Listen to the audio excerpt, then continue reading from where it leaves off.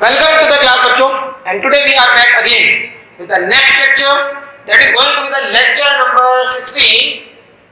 Topic हमारा continue है applications of Gauss theorem और आज हमें जो एप्लीकेशन ऑफ गॉस थ्योरम में करना है that is electric field due to a long straight uniformly charged wire. Electric field due to a long straight uniformly charged wire. अब इस हेडिंग में जो एक एक वर्ड है उसका मीनिंग पहले समझना है, तब हमें पता चलेगा कि हम इलेक्ट्रिक फील्ड किस चीज की वजह से कैलकुलेट करना चाहते हैं। और एक चीज तो ध्यान में रखना ही है हमें कि इलेक्ट्रिक फील्ड कैलकुलेट करने के लिए क्या यूज कर रहे हैं, we are going to use Gauss theorem, क्योंकि एप्लीकेशन ऑफ गॉस थ्योरम का हमारा आज थर्ड एप्लीकेशन है।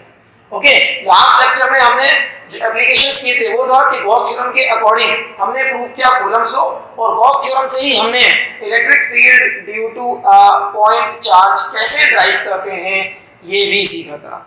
तो इलेक्ट्रिक फील्ड ड्राइव करने वाले जो स्टेप्स थे पॉइंट चार्ज में लास्ट लेक्चर में, बिल्कुल वैसे ही स्टेप्स आज भी हमें फॉलो करने हैं। बस आज जो इलेक्ट्रिक फील्ड हमें कैलकुलेट करना है इस लेक्चर में वो होगा because of a long. Now what is the meaning of long? Long का मतलब यहां पर होगा कि एक ऐसा वायर जिसकी लेंथ बहुत ज्यादा है as compare to the distance from the wire. जो भी हमें अभी डिस्टेंस कंसीडर करना है कि जिस पॉइंट पर आप इलेक्ट्रिक फील्ड कैलकुलेट करोगे उस पॉइंट का डिस्टेंस वायर से बहुत कम रहेगा as compare to the length of the wire. तो आप फिर कह सकते हैं कि वायर वेरी लॉन्ग है, वायर लॉन्ग है। ऐसे वायर को लॉन्ग वायर बोलेंगे, इनफाइनाइटली लॉन्ग भी बोल सकते हैं।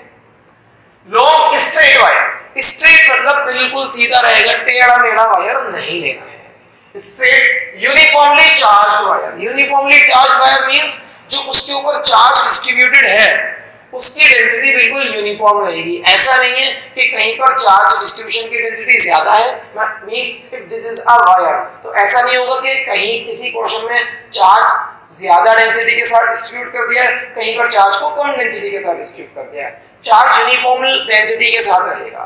और क्योंकि वायर के पास सिर्फ और सिर्फ लेंथ है, जो डायमेंशन है वो उसकी सिंगल डायमेंशन है, ओनली लेंथ, तो हम यहाँ पर चार्ज डिस्ट्रीब्यूशन जो लेंगे वो लेंगे लीनियर चार्ज डिस्ट्रीब्यूशन वाला। ओके, तो स्टार्ट करते हैं टॉपिक को with the diagram. Suppose I am having a long wire, है ना, अ long wire which is straight. तो एक लॉन्ग स्ट्रेट वायर कहां से स्टार्ट होगा और कहां पर वो फिनिश होगा, तो उसके स्टार्टिंग और एंडिंग पॉइंट आप क्लियरली डायग्राम में शो ही नहीं करेंगे because it's a long wire.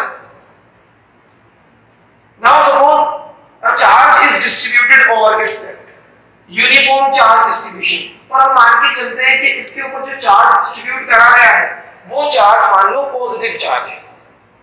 So a charge is distributed over its entire length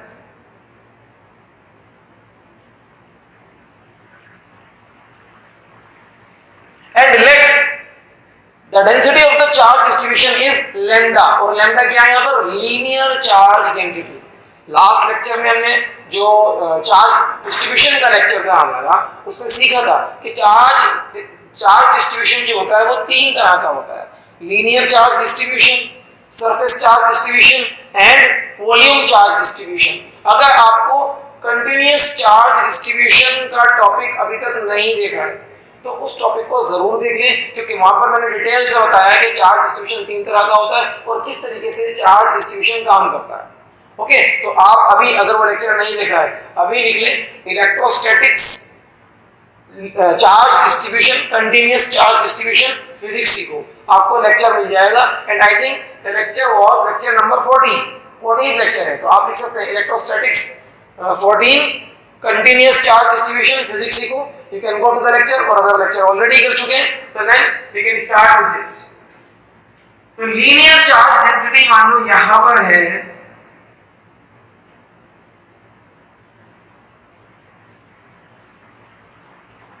linear charge density is lambda. Lambda मतलब charge distributed per unit length, charge distributed per unit length. Now from this long straight wire, अब ये long straight wire हो चुका है और इसके ऊपर charge भी डिस्ट्रीब्यूटेड है जो वो यूनिफॉर्म है। तो from this this long straight wire which has got uniform charge distribution. At a point P, I want to find out the value of electric field. Electric field की value मुझे इससे थोड़ी दूरी पर एक पॉइंट है at a distance r. Suppose the distance of the point is r. यहां पर एक पॉइंट है. Let the point is P. इस जगह पर मुझे इलेक्ट्रिक फील्ड फाइंड आउट करना है. ओके, लॉन्ग वायर का कॉन्सेप्ट मैंने अभी आपको बताया कि the wire can be taken as a long wire if its length is very large as compared to the distance of this point P जहां पर आपको इलेक्ट्रिक फील्ड निकालना है. तो आप इस वायर को वेरी लॉन्ग वायर मान लेंगे. ओके, अब यहां पर इलेक्ट्रिक फील्ड निकालने के लिए what we have to do, we have to use Gauss theorem, क्योंकि एप्लीकेशन ऑफ गॉस थ्योरम हमें करना है. और गॉस थ्योरम अप्लाई करने के लिए हमें क्या-क्या करना होता है ये मैंने आपको लास्ट लेक्चर में भी बताया है, उसी को दोबारा से यहां पर अप्लाई करते हैं. सबसे पहला काम होगा, मुझे एक गॉसियन सरफेस डिसाइड करना पड़ेगा जो इस वायर को सिमेट्रिकली इंक्लूड कर ले, एनक्लोज कर ले और P पॉइंट से पास हो. P पॉइंट से पास होना है उसको. तो एक ऐसा सरफेस जो P पॉइंट से पास होता हुआ इस वायर को सिमेट्रिकली एनक्लोज कर ले, वो मैं यहाँ पर डिसाइड करने वाला हूँ. And that is going to be a cylinder. वो एक सिलेंडर होगा. तो इट मींस गॉसियन सरफेस यहाँ पर सिलेंड्रिकल शेप का होगा. इसको आप ऐसे समझो, suppose I am having a wire, ये मेरे पास एक वायर है, ठीक है ना. अब इस वायर से P पॉइंट पर अगर हम आ जाएं, यहां से कोई सरफेस पास करना है. अब अगर मैं एक स्फीयर ले लूं तो स्फीयर तो इसको लाइक दिस, ये ऐसे स्फीयर हो जाएगा. स्फीयर पे मान लो P पॉइंट आ भी गया, लेकिन अगर P पॉइंट स्फीयर पे कहीं और लाकर रखूंगा मैं, तो आपको लगता है कि अभी जहां पर यहाँ P पॉइंट है और स्फीयर पे P पॉइंट ले जाकर रखूंगा तो वो इस वायर के लिए सिमेट्रिकल है? नहीं, ऐसा नहीं है. यहाँ पर डिस्टेंस ज्यादा हो जाएगा P पॉइंट का, यहाँ पर कम.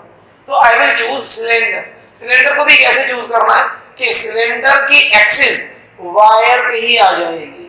इट इज लाइक कि जैसे कि हमारे पास एक बॉल पेन होता है, बॉल पेन का जो रिफिल होता है, रिफिल वो मान लो वायर है और बॉल पेन की जो बॉडी है वो सिलेंडर है.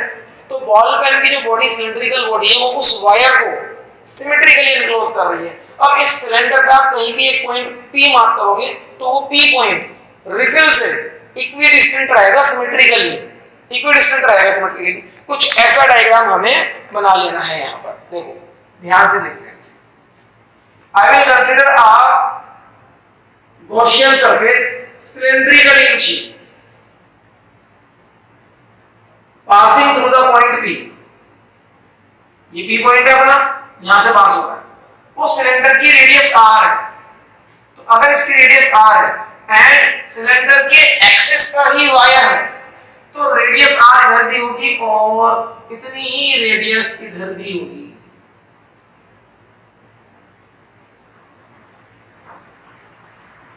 ओके, अब मैं इस सिलेंडर को कंप्लीट कर लेता हूं.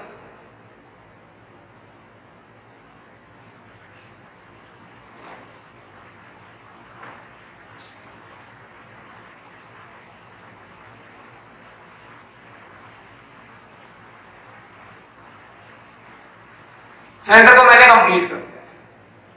Now this cylinder has enclosed this much of the wire. इतना वायर इसने एनक्लोज कर लिया, यहां से इतना वायर इसने एनक्लोज कर लिया.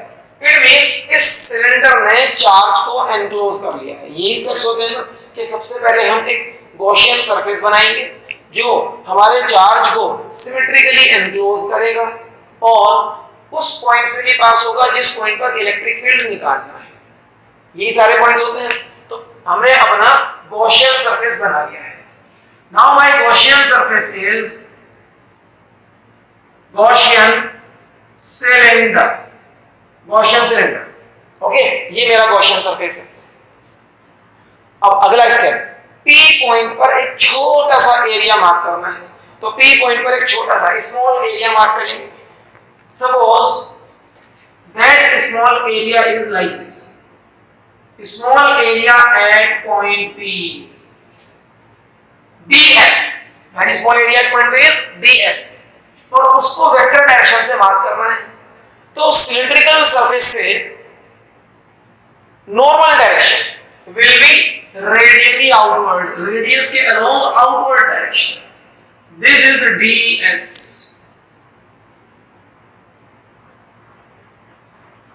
ds P पॉइंट पर ही इलेक्ट्रिक फील्ड मार्क करना है due to the long wire. अब देखो लॉन्ग वायर में जो है वो चार्ज है पॉजिटिव चार्ज। पॉजिटिव चार्ज का इलेक्ट्रिक फील्ड होता है away from the charge.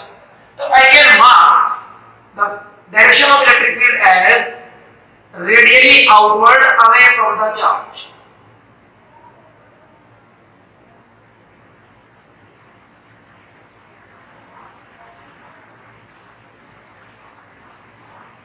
This is the direction of the electric field. आप समझो ना इसको कि यहाँ पर पॉजिटिव चार्ज है, उसका डायरेक्शन इलेक्ट्रिक फील्ड का ऐसे होता है। Okay, and this electric field is due to the entire wire. और क्योंकि wire is very very long, तो आप इसको ऐसा मान सकते हैं कि यहाँ से जितना वायर ऊपर है उतना ही नीचे भी होगा। तो इस वाले वायर के पोर्शन से जो भी इलेक्ट्रिक फील्ड ऐसे आ रहा होगा, अगर हम सोचें कि ऐसे तो आएगा ना, यहाँ से electric field positive charge and electric field is marked away from the charge, ऐसे जाएगा। तो इतना ही इलेक्ट्रिक फील्ड नीचे वाले पोर्शन से ऊपर भी तो जाएगा। तो इन वाले इलेक्ट्रिक फील्ड के कंपोनेंट्स जो अलोंग द कर्व्ड सरफेस होंगे वो कैंसिल हो जाएंगे, है ना। आपको मैं एक बार ड्रॉ करके दिखाता हूं। सपोज ये नीचे वाला पोर्शन है, इसका इलेक्ट्रिक फील्ड ऐसे होगा, इधर मान लो E1 होगा। ऊपर वाले पोर्शन है तो उसका भी तो इलेक्ट्रिक फील्ड इतना ही होगा E1 नीचे की तरफ। इसका ये वाला कंपोनेंट और इसका ये वाला component, they will cancel the effect of each other, और बाकी इधर के कंपोनेंट ऐड हो गए और E मिला मुझे, ये वाला E मिला, लाइक दैट इज व्हाई हमने पॉजिटिव चार्ज से electric field away from the charge and normally outward from the curved surface of the cylinder mark किया है, इसलिए मार्क करा इसको ऐसे। तो बाकी चीजें मैं हटा देता हूं यहां से। ये बहुत इंपॉर्टेंट एक्सप्लेनेशन था जो मैंने आपको दिया। अगर ये एक्सप्लेनेशन आपको अभी समझ में नहीं आया एक बार, तो आई विल रिक्वेस्ट कि यहाँ पर ये वाला पोर्शन ऑफ द लेक्चर आप रिवाइंड करके दोबारा से सुनें। ओके, आगे बढ़ते हैं। Electric field is away from the charge. क्या अब मुझे सारी वो चीजें मिल चुकी हैं इस टॉपिक में जिनको यूज करके मैं गॉस थ्योरम अप्लाई कर सकता हूँ? यस, मुझे लगता है कि वो सारी चीजें यहाँ पर कंप्लीट हो गई हैं। देखो, सबसे पहला काम होता है अपने चार्ज को गॉसियन सरफेस से सिमेट्रिकली एनक्लोज कराना और उस गॉसियन सरफेस का पी पॉइंट से पास होना, वो तो हो चुका। दूसरा काम होता है पी पॉइंट के चारों ओर एक छोटा सा एरिया मार्क कर लेना, ds, वो भी हो गया। और पी पॉइंट पर ही आपके टोटल चार्ज से इलेक्ट्रिक फील्ड मार्क कर लेना, वो भी हो गया। और इलेक्ट्रिक फील्ड और एरिया वेक्टर के बीच का एंगल भी पता कर लेना वो भी हो चुका है। The angle between electric field vector and area vector is 0 degree, मतलब the angle of the electric field from normal to the surface is 0 degree. ये एंगल भी आ गया। अब अभी यहाँ पर एक पॉइंट बहुत इंपॉर्टेंट है जो हमें डिस्कस करना है। क्या इस सिलेंडर के पास सिर्फ यही वाला एरिया है, मतलब कर्व्ड सरफेस एरिया? इसको लेने के लिए मैं एक सिलेंडर ही आपके साथ शेयर करूंगा। सिलेंडर, देखो सिलेंडर के पास 3 सरफेसेस होते हैं। एक ये वाला कर्व्ड सरफेस जो अभी हमने इंक्लूड करा है अपनी स्टडी में, एक ऊपर वाला फ्लैट सरफेस जो सर्कुलर होता है, और एक नीचे वाला फ्लैट सरफेस ये भी सर्कुलर होता है। ठीक है, हमने पॉइंट P को मार्क किया है कर्व्ड सरफेस पर। क्या पॉइंट P फ्लैट सरफेस पे होता तो फिर क्या होगा, इस चीज को भी तो सोचना है। अब आप देखो, क्योंकि मेरा वायर एनक्लोज हो चुका है सिलेंडर के अंदर symmetrically. Suppose this is a long wire, ये लॉन्ग वायर है यहाँ पर, और इसको मैं इस सिलेंडर में एनक्लोज करा लूं अगर सिमेट्रिकली, लाइक दिस। आप देखते जाए। Now this is a long wire having uniform charge density lambda, और इसको हमने एक सिलेंडर से एनक्लोज करा लिया है। मानो यहाँ पर कहीं एक पॉइंट है P, यहाँ पर कहीं एक पॉइंट है P, और उस पॉइंट के चारों ओर आपको एक छोटा सा एरिया मार्क करना है। तो वो एरिया जो हमने मार्क किया, that area will be like this। कुछ इस तरीके से मान लो यहाँ पर P पॉइंट है, अभी हमने वो छोटा सा एरिया यहां ऐसे मार्क कर रखा।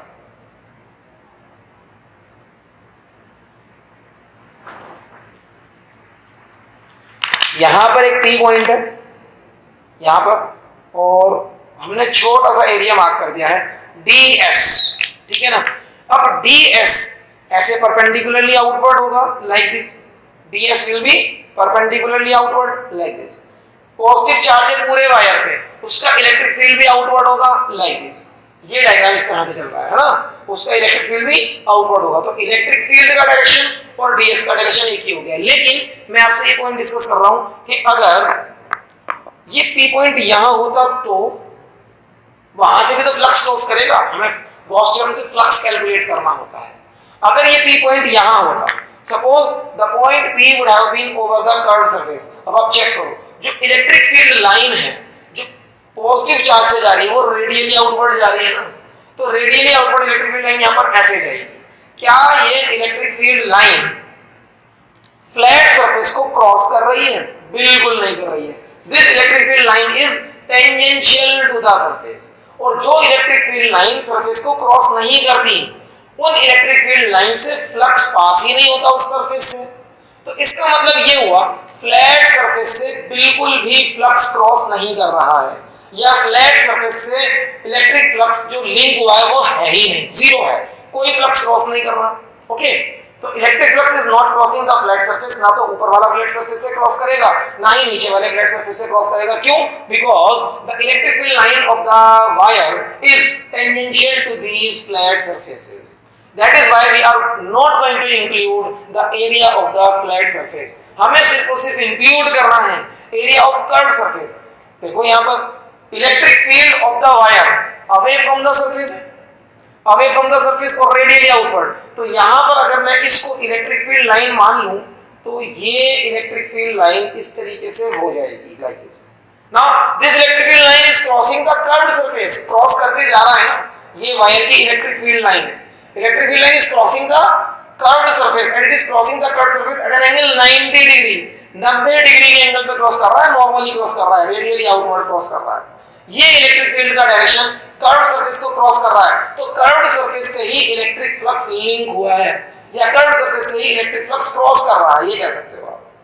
तो हमें यहाँ पर जो एरिया कंसीडर करना है वो सिर्फ और सिर्फ सिलेंडर का कर्व्ड सरफेस एरिया कंसीडर करेंगे, ना कि सिलेंडर के फ्लैट सरफेसेस ऊपर वाले और नीचे वाले। फ्लैट सरफेसेस को इग्नोर कर देना है, छोड़ देना है, वो है ही नहीं कंसीडरेबल यहाँ पर। ओके, तो आगे बढ़ते हैं।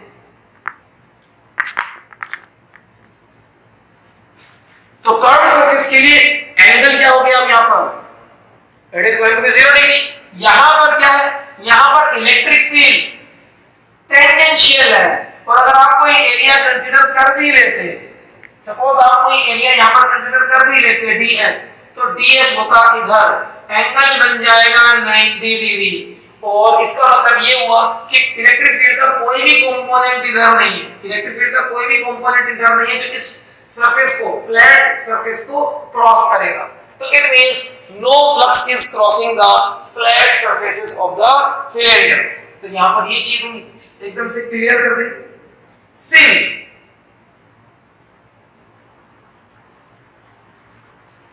electric field lines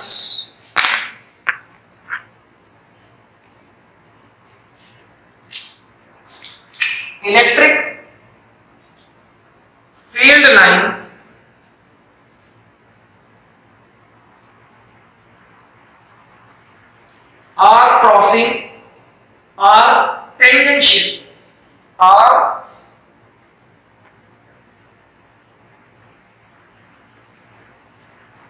tangential to the flat surfaces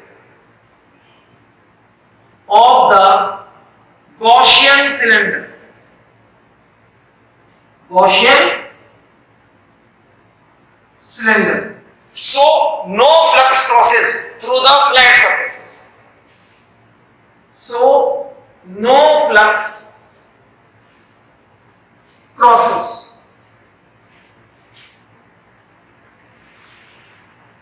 through the flat surfaces. The flux crosses only through the curved surface of the cylinder. The electric flux crosses only through the curved surface of the Gaussian cylinder ये explanation इस derivation का सबसे important explanation है कि हमने flat surfaces को क्यों छोड़ दिया है और सिर्फ कर्व्ड सरफेसेस को ही क्यों इंक्लूड कर रहे हैं. Okay, now let the height of this cylinder is L. Let the height of this cylinder is L. इस सिलेंडर की हाइट को आप L लें. ठीक है, अब आपको पता करना है कि चार्ज कितना एनक्लोज हुआ है, क्योंकि लीनियर चार्ज डेंसिटी तो लैम्डा है ना. So charge enclose will be charge enclosed by Gaussian cylinder is, suppose the charge enclosed is Q, so charge enclosed will be linear charge density multiplied by the length enclosed. तो charge उतना ही तो enclose होगा. देखो ये पूरा wire है, लेकिन charge कितना एनक्लोज करा है, जितनी हाइट है सिलेंडर की उतना यहां से यहां तक का, यहां से यहां तक का चार्ज एनक्लोज हुआ है ना सिर्फ. तो चार्ज एनक्लोज कितना होगा, लीनियर चार्ज डेंसिटी जो इसकी लैम्डा है multiplied by the length of the wire which has been enclosed in this cylinder. और कितनी लेंथ एनक्लोज हुई है, जितनी सिलेंडर की हाइट है, and the height of the cylinder is L. तो charge enclosed is lambda L. ये charge enclose हुआ है. चार्ज एनक्लोज भी पता चल गया.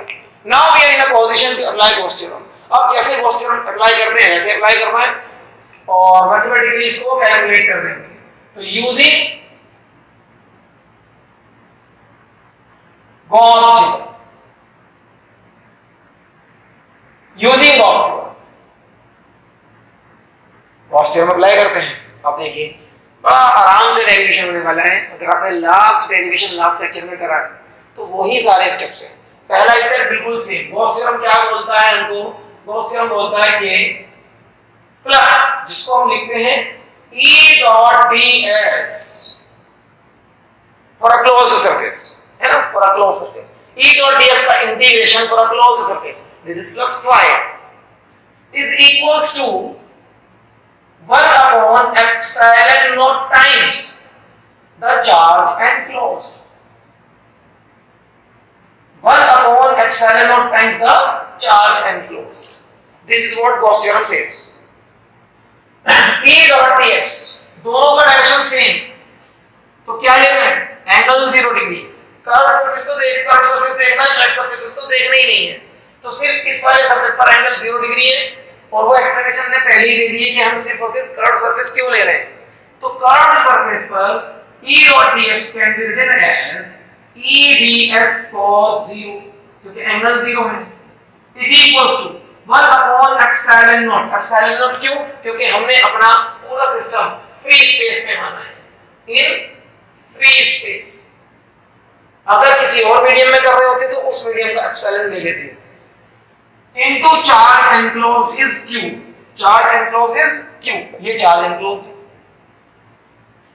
इज इक्वल्स टू cos 0 तो 1 हो गया. तो electric field E ds is equals to 1 upon epsilon naught times the charge enclosed. And charge enclosed की वैल्यू कितनी है, लैम्डा L. इस वैल्यू को Q की जगह यहां पर लिख देते हैं लैम्डा L. अब आप चेक करो कि क्या ये इलेक्ट्रिक फील्ड P पॉइंट जो आपने यहां पर बनाया है, अगर सिलेंडर के किसी और पॉइंट पर होता, अगर ये पॉइंट P पॉइंट, अगर ये P पॉइंट सिलेंडर के किसी और जगह पर होता, मान लो P पॉइंट यहां होता या यहां होता, तो क्या तब भी इलेक्ट्रिक फील्ड ऐसे रेडियली आउटवर्ड होता?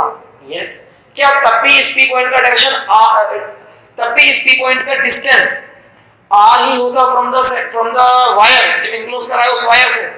हाँ, तब भी अगर आप इस P पॉइंट को यहां ले लेते या यहां ले लेते तो इसका डिस्टेंस तो R ही रहता ना. ये डिस्टेंस फ्रॉम द वायर तो R रहता. तो ना तो डिस्टेंस चेंज हो रहा है और P पॉइंट की लोकेशन चेंज करने से जो चार्ज एनक्लोज हुआ है वो भी चेंज नहीं हो रहा है. और P पॉइंट की लोकेशन चेंज करने से इलेक्ट्रिक फील्ड का डायरेक्शन भी चेंज नहीं हो रहा है, मतलब इलेक्ट्रिक फील्ड के ऊपर भी कोई इफेक्ट नहीं पड़ रहा है। तो आप क्या कह सकते हो कि ये इलेक्ट्रिक फील्ड इस कर्व्ड सरफेस के लिए सिमेट्रिकल है और इसकी मैग्नीट्यूड कांस्टेंट है। तो ये इलेक्ट्रिक फील्ड बाहर लाया जा सकता है इस इंटीग्रल से। इलेक्ट्रिक फील्ड को बाहर ले आए और क्या फायदा हुआ, अब सिर्फ और सिर्फ आपको curved surface of the cylinder का टोटल एरिया बताना है। ये क्या है, integration of very small area, integration of very small area of the curved surface of the cylinder. तो इसका इंटीग्रेशन क्या देगा, सिलेंडर का टोटल सरफेस कर्व्ड वाला, और total curved surface again 9th and 10th class mathematics में जो mensuration में सीखा है ना, सरफेसेस एंड वॉल्यूम्स सिलेंडर का, कोन का, स्फीयर का, वो सब आपको बच्चों याद रहना चाहिए। अगर ये फॉर्मूले याद नहीं है तो मैं आपको एडवाइस करूंगा वो 9th और 10th की मैथ की बुक खोलकर एक बार वो सारे फॉर्मूले किसी एक पेज पे लिख लो, सरफेस एरिया वाले, वॉल्यूम वाले, किसी एक पेज पर लिख लो, volume of cube, cuboid, cylinder, sphere, सबको लिख लो एक पेज पर, याद हो जाएंगे दोबारा से। वो बहुत इंपॉर्टेंट रहता है फिजिक्स के लिए। 1/epsilon times the charge enclose जो है हमारा lambda n ds, curved surface area of the cylinder. Curved surface area होता है 2 pi r h हाइट, लेकिन हाइट हमने ली है l, तो 2 pi r into l, ये कर्व्ड सरफेस एरिया हो जाएगा। तो इंटीग्रल ds का आंसर डायरेक्टली लिख सकते हैं, क्यों, क्योंकि हमारा सिमेट्रिकल सरफेस है और ज्योमेट्रिकल फिगर है, और इंटीग्रेशन में आपको टोटल एरिया लिखना है, तो टोटल एरिया डायरेक्ट लिख दो, 2 pi r into l is equals to 1/epsilon times the charge enclosed, that is lambda l। अब एक चीज यहाँ पर बहुत अच्छी हो गई है कि लेंथ से लेंथ कैंसिल हो गई, और ये लेंथ क्या है, हाइट ऑफ द सिलेंडर, या यूं कह लो the length of the wire which has been enclosed in the cylinder. तो इट मींस आप सिलेंडर को ज्यादा हाइट वाला लेते या और कम हाइट वाला ले लेते, सिलेंडर की हाइट से डेरिवेशन के फाइनल आंसर पे कोई भी फर्क नहीं पड़ेगा। Electric field does not depend upon the height of the cylinder जो हम यहां पर ले रहे हैं। Electric field height of the cylinder पे डिपेंड ही नहीं कर रहा है, लेकिन r तो रह गया ना रिलेशन में, it depends only on the distance from the wire, या कह लो radius of the Gaussian cylinder, ये वही तो है रेडियस। तो यहां से इलेक्ट्रिक फील्ड का आंसर हमारा बन जाएगा, अगर मैं 2 pi r को नीचे ले लूं तो 1/epsilon पहले ही लिखा हुआ है, लैम्डा लिखा हुआ है, और 1/2 pi r, 2 pi r नीचे जाएगा ना, तो 1/2 pi r। अगर मैं इसको थोड़ा सा अरेंज कर लूं तो I can write this formula like this. इस फॉर्मूले को मैं ऐसे भी तो लिख सकता हूं, नीचे से 2 pi epsilon naught को एक साथ कर लो, ऊपर लैम्डा अपॉन r को एक जगह कर दो। अब हमने 1/4 pi epsilon naught तो सुना है, 1/2 pi epsilon naught कभी ना सुना है, कभी तो नहीं सुना होगा हमने। तो आप क्या कर सकते हो, यहाँ पर अगर 4 बनाना चाहते हो तो 2 से मल्टीप्लाई और 2 से डिवाइड कर दो इस फॉर्मूले को, इस एक्सप्रेशन को। तो 2 से मल्टीप्लाई 2 से डिवाइड करने पे मुझे मिल जाएगा 1/4 pi epsilon naught, और ये हो जाएगा 2 लैम्डा अपॉन r। आप चाहे तो फॉर्मूला ऐसे ही याद कर लो या फिर ऐसे कर लो। इसका बेनिफिट क्या है, क्योंकि मुझे 1/4 pi epsilon naught की वैल्यू डायरेक्टली याद है, 9 × 10⁻9 इन SI यूनिट्स, तो इसलिए मैंने इसको ऐसे लिख लिया। So this is the magnitude of the electric field due to a long wire which has uniform charge density, linear charge density lambda। तो lambda भी देखो हमारे एक्सप्रेशन में आ रहा है, lambda है ना। अगर चार्ज इस वायर पे पॉजिटिव होगा तो lambda भी पॉजिटिव होगा, और चार्ज नेगेटिव होगा तो lambda भी नेगेटिव होगा। तो इट मींस अगर lambda पॉजिटिव है मतलब चार्ज पॉजिटिव है तो electric field is away from the charge, और अगर चार्ज नेगेटिव है तो electric field will be towards the wire, towards the charge. ये रहेगा डायरेक्शन। क्या इस फॉर्मूले को वेक्टर फॉर्म में लिख सकते हैं? Yes, we can write in vector form as well. Electric field is equals to 1/4 pi epsilon naught 2 lambda upon r। ये तो मैग्नीट्यूड है, एक डाल दो यूनिट वेक्टर r कैप, और आप उसे अपने डायग्राम में शो कर सकते हो कि मेरा यूनिट वेक्टर r कैप इस डायरेक्शन में है, ये वाला रेडियली आउटवर्ड डायरेक्शन, ये r है ना, r, इसी डायरेक्शन में यूनिट वेक्टर r कैप हो गया। तो r कैप का डायरेक्शन और इलेक्ट्रिक फील्ड का डायरेक्शन सेम है क्योंकि चार्ज पॉजिटिव है। अगर चार्ज नेगेटिव होता तो इलेक्ट्रिक फील्ड इधर होता, इसी वेक्टर फॉर्मूले में हमारे पास यहां नेगेटिव साइन आ जाएगा फिर फॉर दैट केस अगर चार्ज नेगेटिव है। Graph of electric field versus distance from the long wire, है ना, लॉन्ग स्ट्रेट वायर। ग्राफ कैसा बनेगा देखो, graph because E is inversely proportional to R, देख रहे हैं ना, E is inversely proportional to R, तो E versus R हमारा ग्राफ है। तो जैसे जैसे हम दूर जाएंगे वायर से R will increase तो E will decrease, तो inversely proportional का graph is always like this। ये ग्राफ दोनों में से किसी भी एक्सिस पर टच नहीं होना है, बस इतना ध्यान रखिएगा, it will never touch either on the electric field axis or on the distance axis। तो ये हमारा ग्राफ हो जाता है electric field versus the distance from the wire. तो दैट इज द डेरिवेशन, ये पूरा डेरिवेशन हो गया using the concept of Gauss theorem, using application of Gauss theorem, जहां पर हमने इलेक्ट्रिक फील्ड निकाला है एक लॉन्ग वायर से at a point P which is at a distance r from the wire. और कैसे निकाला है, गॉस थ्योरम अप्लाई करके निकाला है बच्चों। गॉस थ्योरम अप्लाई करने के लिए क्या करते हैं, P पॉइंट से एक गॉसियन सरफेस लेते हैं, ऐसा सरफेस जो सिमेट्रिकली हमारे वायर को एनक्लोज कर ले। तो वो सरफेस हमने क्या सिलेक्ट करा, वो सरफेस हमने सिलेक्ट किया सिलेंडर, P पॉइंट से पास हो गया और वायर को सिमेट्रिकली एनक्लोज कर लिया। कैसे कि वायर सिलेंडर की एक्सिस पर ही आ गया इस तरीके से, ठीक। फिर P पॉइंट पर एक छोटा सा एरिया मार्क किया, ये ds इज लाइक दिस, है ना, ds is like this radially outward. और वहीं पर इलेक्ट्रिक फील्ड का डायरेक्शन चेक किया, वो भी रेडियली आउटवर्ड, और उनके बीच का एंगल 0 डिग्री आया। फिर इस चीज को भी समझा कि फ्लक्स मतलब इलेक्ट्रिक फील्ड लाइंस सिर्फ और सिर्फ कर्व सरफेस को ही काट रही हैं, फ्लैट सरफेस के तो वो टेंजेंशियल है। Electric field lines are tangential to the flat surface, तो कोई भी फ्लक्स फ्लैट सरफेस से क्रॉस ही नहीं हो रहा है, सिर्फ कर्व सरफेस से क्रॉस हो रहा है। दैट इज व्हाई हमने जो इंटीग्रेशन करा है, ये वाला इंटीग्रेशन, इसमें सिर्फ कौन सा सरफेस इंक्लूड करा है, इसमें हमने सिर्फ और सिर्फ कर्व्ड सरफेस इंक्लूड करा है। तो कर्व्ड सरफेस का ही तो एरिया लिखेंगे, हमने ऊपर वाला एरिया नीचे वाला एरिया जो फ्लैट सरफेसेस का है वो छोड़ दिया। क्यों? क्योंकि वहां से फ्लक्स ही क्रॉस नहीं कर रहा है। ये इंपॉर्टेंट है यहाँ पर, जो आपने यहाँ पर लिखा है एक्सप्लेनेशन के साथ, ठीक है। उसके बाद जब सब चीजें मिल जाती हैं तो आपको यूज करना होता है गॉस थ्योरम और आगे बढ़ जाए, ये डेरिवेशन के स्टेप्स हैं, दैट्स ऑल। तो this is the lecture which is for electric field due to a long straight uniformly charged wire. अब आप यहाँ पर वीडियो को पॉज करके ये पूरे नोट्स भी कंप्लीट कर लें। नोट्स रजिस्टर में बच्चों हमेशा रहने चाहिए। अगर आप नोट्स बना रहे हैं तो वेल एंड गुड, नोट्स नहीं बना रहे तो बेटा बहुत दिक्कत हो जाएगी।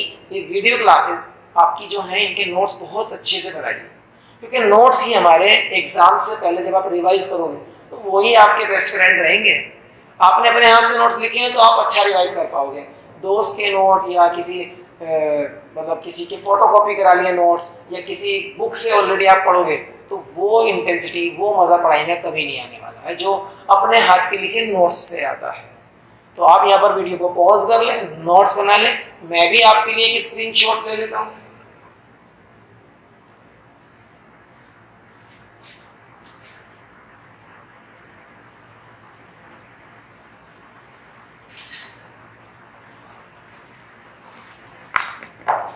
तो आई होप कि आपने नोट्स वगैरह इस टॉपिक के कंप्लीट कर लिए हैं। अब बात करते हैं नेक्स्ट टॉपिक की। नेक्स्ट लेक्चर में क्या आने वाला है, and that is going to be the electric field. वो भी एप्लीकेशन ऑफ गॉस थ्योरम ही है। आज हमने एप्लीकेशन ऑफ गॉस थ्योरम में थर्ड एप्लीकेशन करा है ना, फोर्थ एप्लीकेशन आएगा electric field due to a large sheet of charge. कि अगर कोई हमारे पास शीट है, जैसे कि सपोज मेरे पास ये शीट है, तो इस पूरी शीट पे चार्ज दे दूं तो उस शीट से उससे थोड़ा दूरी पर अगर P पॉइंट होगा वहां पर इलेक्ट्रिक फील्ड की वैल्यू क्या आने वाली है, उसे भी हम नेक्स्ट लेक्चर में डिस्कस करेंगे। That is going to be the lecture on the topic application of Gauss theorem. Okay, तो फिर मिलते हैं नेक्स्ट लेक्चर में नेक्स्ट टॉपिक के साथ। Till then bye bye.